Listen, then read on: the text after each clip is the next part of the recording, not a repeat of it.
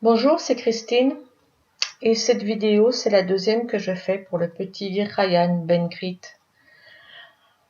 Je vais vous remontrer une photo que j'aime beaucoup du petit Ryan. Attendez, hop, regardez comme il sourit avec son papa, comme il est beau, comme il est heureux. Oh, j'adore cette photo. Voilà. Alors, je vais vous faire part d'une décision de justice qui a eu lieu hier. Donc hier le 8 août. J'ai eu la maman au téléphone. Et à cause de ce qu'elle a mis sur les services, sur les réseaux sociaux, pardon, elle a été punie. Donc les parents ont reçu une lettre du juge. Et donc au lieu de pouvoir voir Ryan 3 heures par semaine, c'est ramené à 1 heure par semaine et seulement pour le papa. Donc déjà, les 3 heures par semaine, c'était pas tout à fait pour la maman, c'était un coup pour le papa, un coup pour les parents, un coup pour le papa, un coup pour les parents. Et quand elle ne pouvait pas voir son fils, tout ce qu'elle allait quand même pour pouvoir donner un bisou à son petit Ryan. Donc elle peut pas le tenir dans les bras, elle lui donnait un petit bisou. Elle attendait dans le couloir pendant 1 heure, sachant que son fils était derrière la porte. Puis elle redonnait un petit bisou pour dire au revoir et elle s'en allait avec son mari. Son mari, lui, était dans la pièce avec 2 assistantes sociales qui lui parlent, etc. Donc il ne peut pas avoir réellement d'échange avec son fils, même si ses assistantes sociales trouvent qu'il a les bons gestes, les bons comportements. Alors je vais un peu revenir sur le dossier réellement. Alors, j'explique.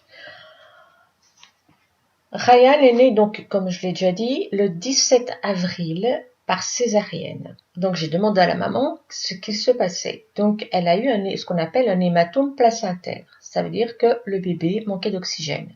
Comment pouvait-elle savoir cela? En fait, elle avait eu très très mal au ventre et l'instinct de maman qu'on a, pour les messieurs c'est un peu compliqué, mais pour les mamans que nous sommes, on peut le comprendre. On sent quand il y a un danger pour notre bébé. La plupart du temps, on le sent. Donc ils ont été à l'hôpital, ils ont découvert qu'il y avait ce problème vital pour le petit. En 8 minutes, il a fallu que Ryan soit mis au monde. Donc vous imaginez un petit peu.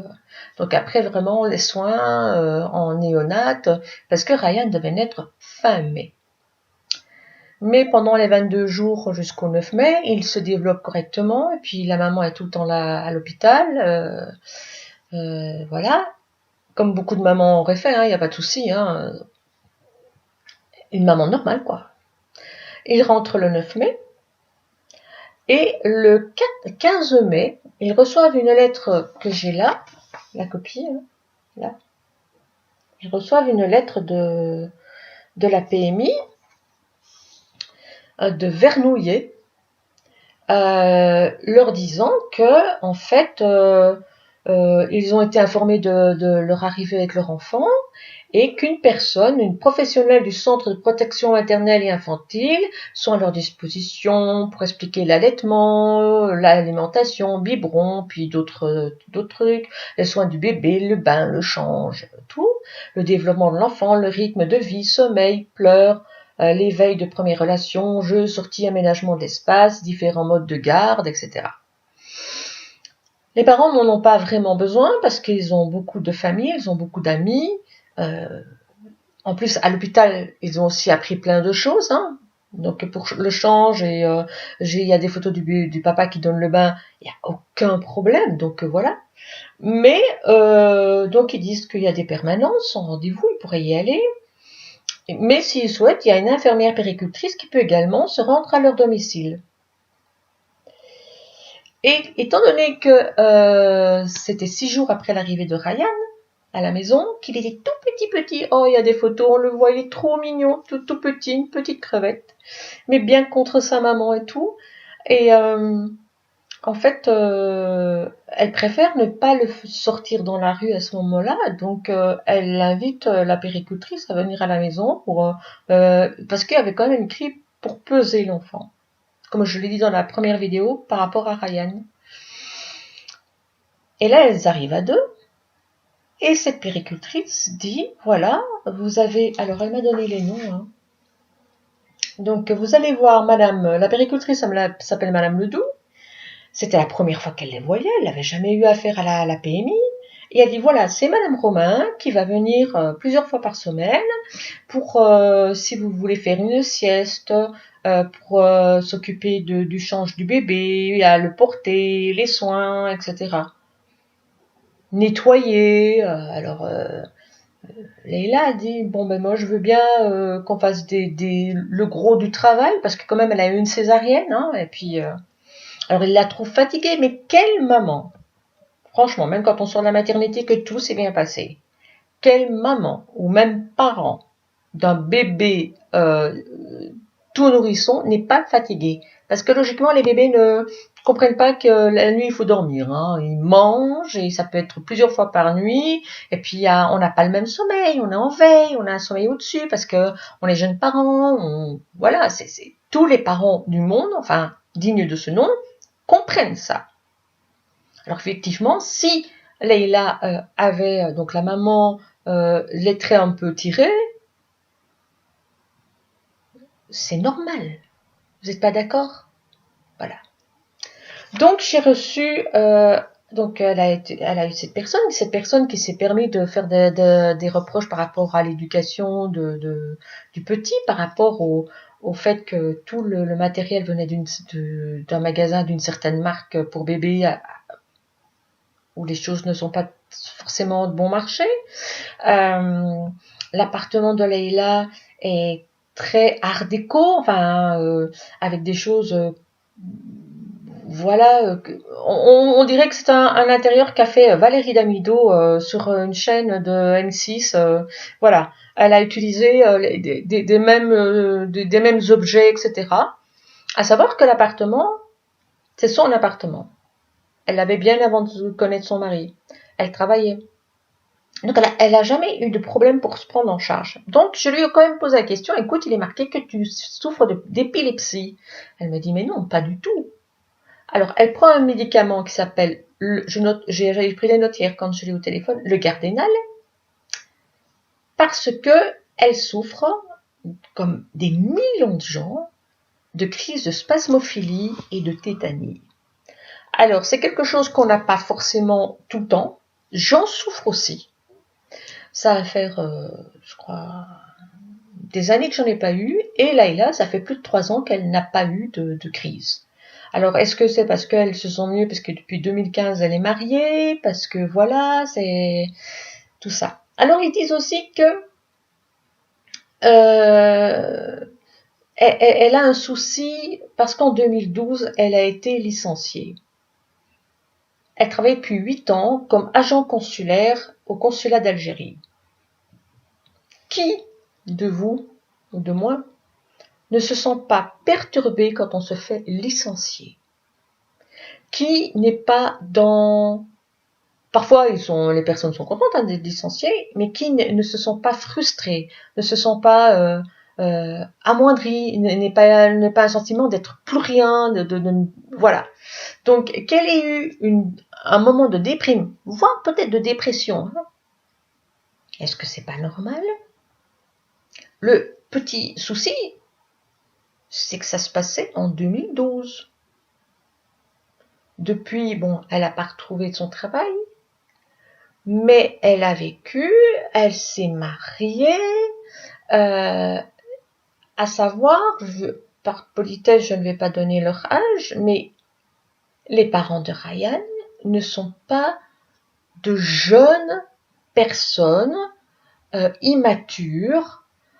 Ils ont vécu leur couple, et puis, en toute connaissance de cause, ils ont voulu sceller leur union par l'arrivée d'un bébé. Mais je veux dire, à un moment donné, j'ai dit à la maman, tu pourrais être ma fille. Et puis elle m'a dit, ben non, c'est un petit peu impossible. Parce que j'aurais dû l'avoir à 12 ans. Voilà, on a 12 ans d'écart. Donc, ce sont pas des gens totalement immatures et qui ne savent pas ce qu'ils font. Ils ont bien la tête sur les épaules. Voilà. Je veux dire, il n'y a pas de souci. quand on voit les photos de Ryan, il n'y a aucun souci. Donc voilà. Quand dans les papiers du tribunal, parce qu'on m'a demandé si j'avais les dossiers, hein. Alors oui, j'ai tous les dossiers.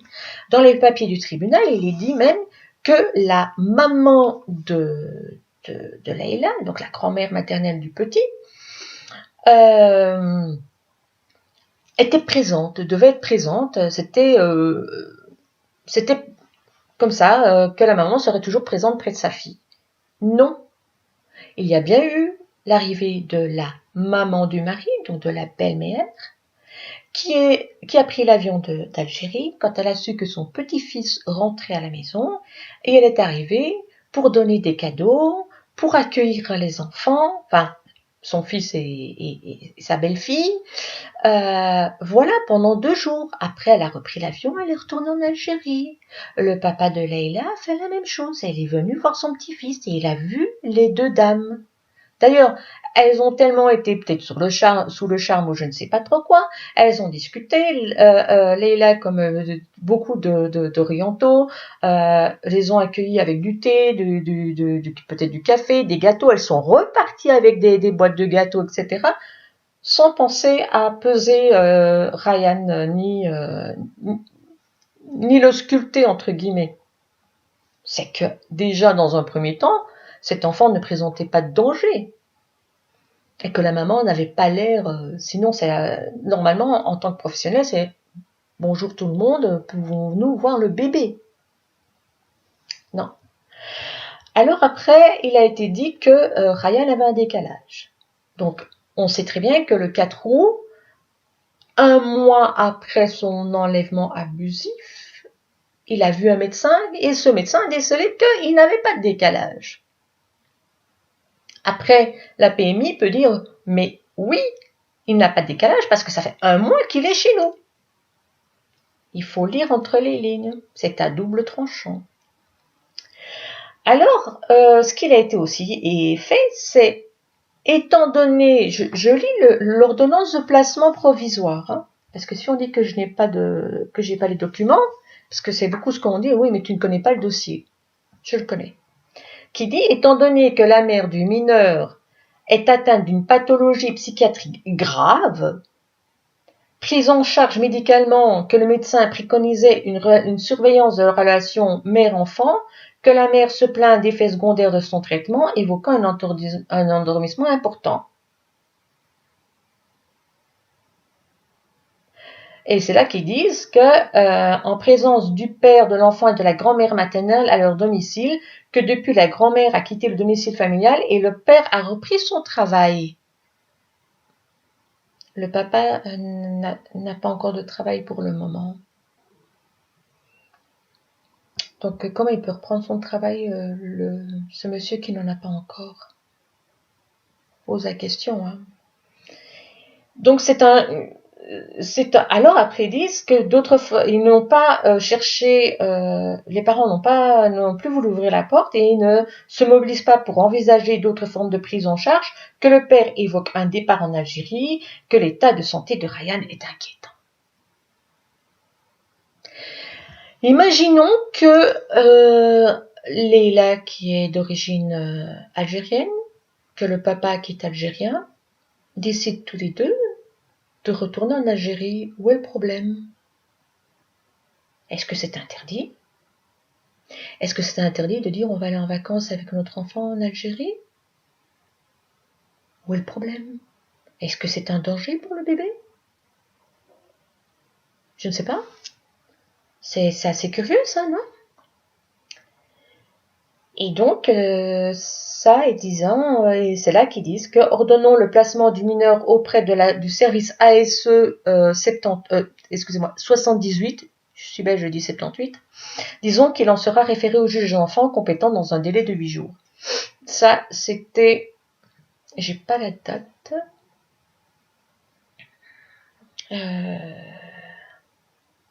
ils ne marquent pas la date là-dessus. Ah oui, c'était le 3 juillet 2017. Donc, après, ils disent que la mère, dans une ordonnance aux fins d'examen psychiatrique, la mère va devoir être soumise à un expert psychiatrique inscrit sur la liste dressée par la Cour d'appel de Versailles pour procéder à l'examen psychiatrique et médopsychologique de la mère et de répondre notamment aux questions suivantes. Donc, procéder à l'examen du développement symptomatique, dire si au vu des examens auxquels sera procédé il existe bien des facteurs biopsychiques, neuropsychiques et d'environnement de nature à favoriser ou à expliquer l'éventuellement pathologie ou les troubles psychologiques de la mère et si les anomalies constatées semblent de nature à faire considérer la mère comme en état de démence. Vous vous imaginez? Est-ce que vous savez ce que c'est les gens qui sont en état de démence?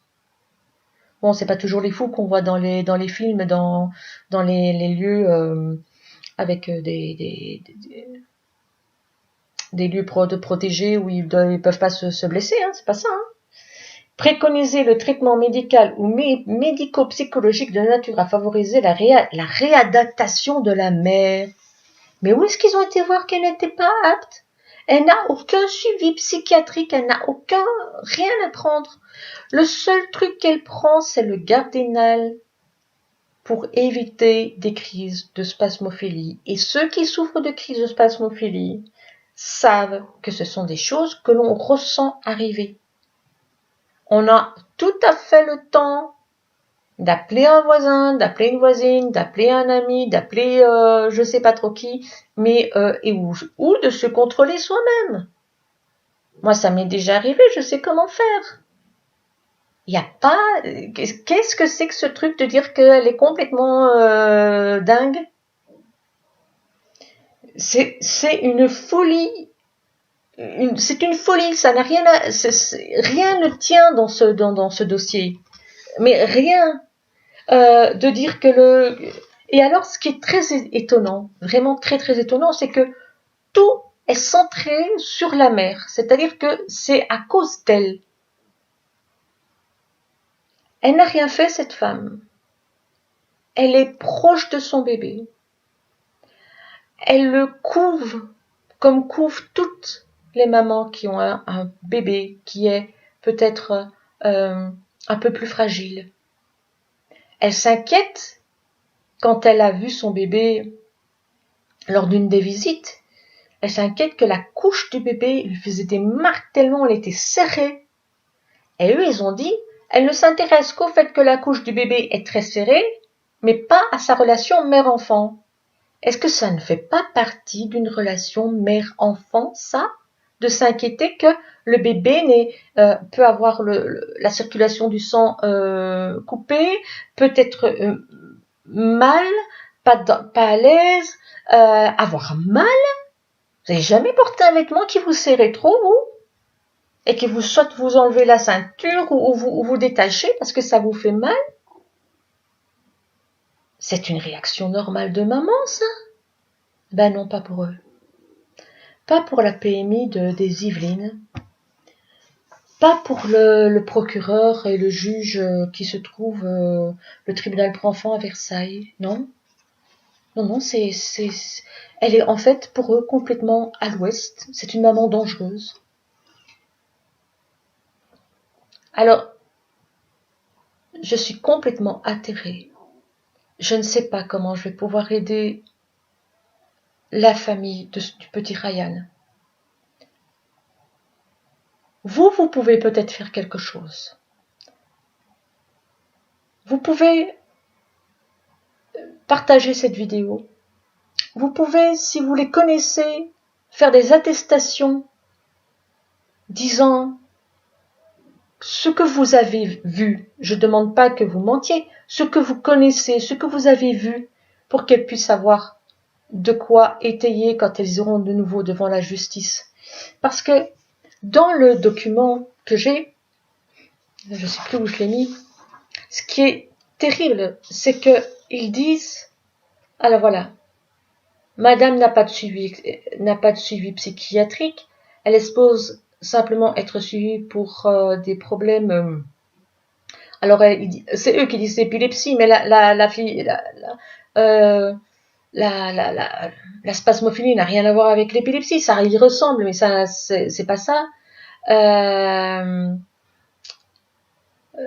Elle a aucun rapport attestant d'un psychiatre, attestant d'une pathologie ou d'une prise de médicaments. La famille s'est sentie harcelée par les interventions croisées de services médicaux, sociaux, jusqu'à effectivement à ne plus ouvrir la porte de l'appartement. Ben, c'est sûr, hein, quand on lui dit pourquoi vous avez des sacs de marque, pourquoi vous utilisez tel objet, ben, ça peut faire peur à l'enfant. Pourquoi vous avez acheté ça à l'enfant, c'est trop cher. De quoi on se mêle?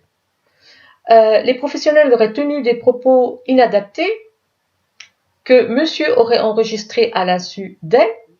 Donc ça leur plaît pas. L'enfant a été suivi correctement, a pris du poids, étant souriant au domicile. Nombreuses photographies produites. Le voisinage atteste de l'investissement familial auprès de l'enfant. Il est attendu que les parents qui apparaissent éprouvés pleurent et demandent la main levée du placement. Ils sont même veulent bien qu'il y ait une AMO. Alors, si vous savez pas ce que c'est le AEMO, c'est une mesure éducative en milieu ouvert. C'est-à-dire qu'un éducateur ou une puéricultrice, mais quelqu'un de formé, de professionnel à l'enfance, pas une aide ménagère, vient voir l'enfant, vient voir si tout va bien, mais pas tous les jours. Il n'en a pas besoin. Donc, quand on lit ça, on pense qu'il y a un espoir. Et puis, il marque que... Ah oui, alors le truc, c'est que ils sont choqués que le père était absent du domicile quand l'aide ménagère venait. Pourquoi il est menotté à chez lui ou quoi? Il peut pas aller vaquer à ses occupations ou aller où il veut? C'est quand même dingue, ça. Qui a dit qu'il devait être présent? Voilà. Attendu au final que la qualité et la nature du signalement divergent totalement de l'appréhension de la situation qu'en ont les parents. Quand le peu de visites parents-enfants ne permet pas de disposer d'observations étoffées face aux éléments d'inquiétude ayant mené au placement en urgence, donc il dit bien qu'il ne voit pas qu'il y a des éléments qui montreraient l'inquiétude. Et ben là, le placement est maintenu. C'est quand même dingue, non? Le placement est maintenu. Alors, ça s'appelle Haute-Seine et Maudre, secteur Meulan, 78 130 Les Mureaux. Et disons qu'un point nous sera adressé avant le 15 septembre 2017. Mais ce qui était grave, c'était que, je sais plus où j'avais lu ça, c'était que ils pouvaient voir leur enfant 3 fois par semaine. Mais s'ils étaient trop insistants, les mesures seraient revues à la baisse. Et c'est ce qui s'est passé parce que la maman a fait des vidéos sur les réseaux sociaux. Alors elle ne peut plus en faire. Mais moi j'en fais. Alors s'il vous plaît, n'oubliez pas le petit Ryan. Il est tout petit. Normalement il aurait dû naître fin mai. Donc c'est comme si c'était un bébé de 2 mois. Et il est loin de ses parents. Il peut pas voir sa maman. Il voit son papa avec des étrangers. Les parents sont atterrés. Alors en septembre, la maman va voir un psychiatre, un expert psychiatre. Avec la torture mentale qu'on lui fait faire, c'est-à-dire de ne pas voir son enfant, d'être derrière une porte et de savoir que son petit est de l'autre côté. Je l'ai entendu pleurer hier après-midi plusieurs fois. Est-ce que vous ne pensez pas qu'elle va être, oui, déstabilisée, qu'au bout de 2 mois, plus de 2 mois, 2 mois et demi, l'expert pourrait éventuellement dire qu'effectivement elle a des troubles psychologiques. Je ne sais pas ce qui se passe. J'ai été voir sur YouTube il y a 2 jours le nombre de cas de placement abusif de petits. Mais une fois qu'en plus, même s'ils reconnaissent que le placement ne devait pas être, une fois que le bébé est dans le réseau, c'est trop tard. Et ça peut aller jusqu'à la majorité. Là, Ryan est dans un placement provisoire pour 6 mois. C'est énorme. En tant que maman, je le vis, moi, très mal. Or, ces personnes, mis à part par le téléphone, mis à part par les vidéos que je reçois et les conversations qu'on a, je les connais pas. Mais je ne suis pas insensible. Et j'espère que vous ne le serez pas non plus. Il faut vraiment dénoncer ça. S'il vous plaît, aidez le petit Ryan et ses parents. C'est ensemble qu'on pourra y arriver et peut-être aussi dénoncer les autres enlèvements abusifs. S'il vous plaît, je compte sur vous. Merci pour Ryan.